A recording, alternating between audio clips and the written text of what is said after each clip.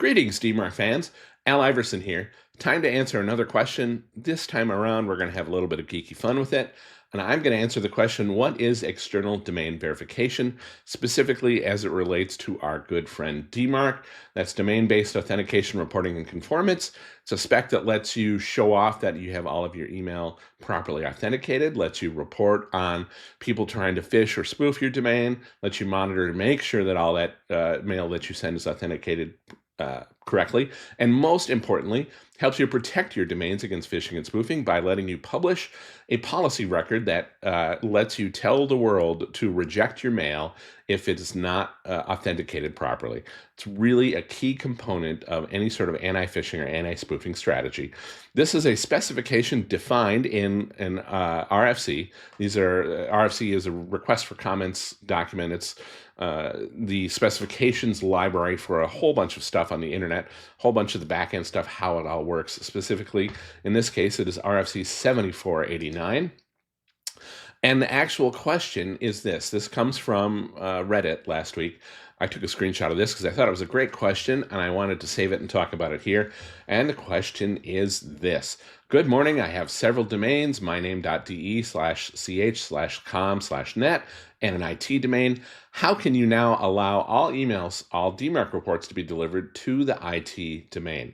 And that's where external domain verification, or as you see here, another term for it is external validation, that's where that comes into play. Why and how? First, let's look at what a DMARC record looks like. Here's one of mine. This is for my DIY domain, spamresource.com.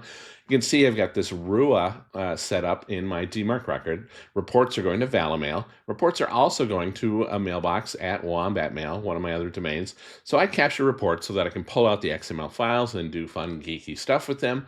And you will note here that Wombat Mail and Spam Resource are two different domains.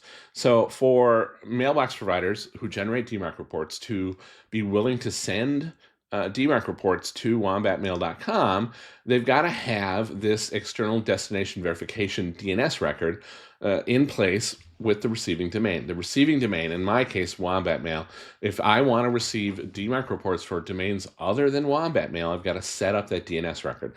This is covered in the RFC in section 7.1.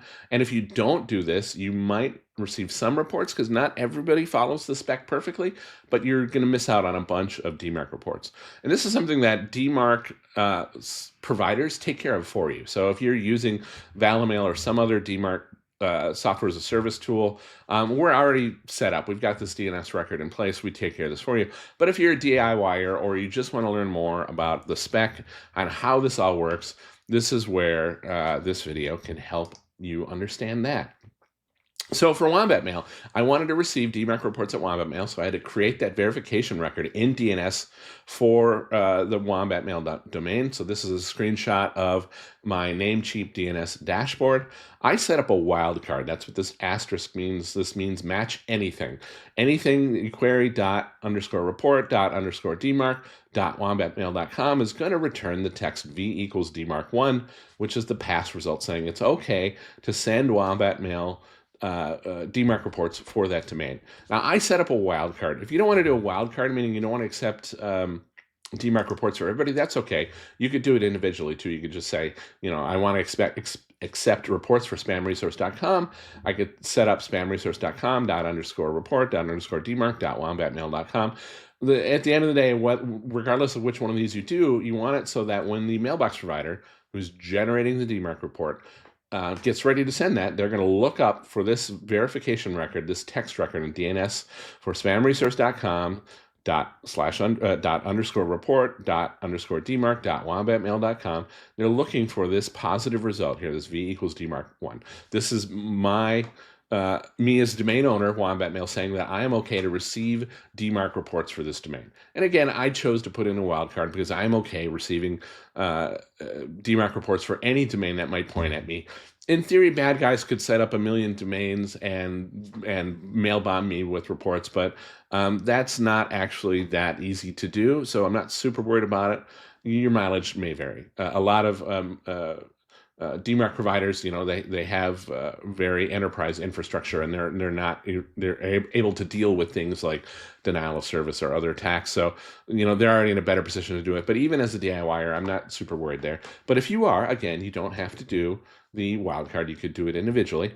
So the provider looks up and they get that, and they see that it's okay to send reports there, and boom, you're going to get those DMARC reports, which is exactly what I want to have happen here. So if you manage multiple domains and you want DMARC reports for all those different domains to go to one place at one of the domains, you've got to have this verification record in DNS to allow that. It's that simple. That's the question for today. I talked a lot about DIYing it and managing this stuff yourself in DNS, but it's fun to do on the hobbyist level. But when it gets up to the enterprise and you're managing hundreds of domains, it can get a lot more complicated very quickly. And that's where you might want to turn to an expert DMARC provider like us here at Valimail. So please visit our website at valimail.com if you want to learn more about how our DMARC solutions can help protect your domains against phishing and spoofing. And if you have any ideas for follow-up questions that might make for a good video, please drop me an email, al.iverson@valimail.com. I'd love to hear from you. Have a great day, and I'll catch you in the next one.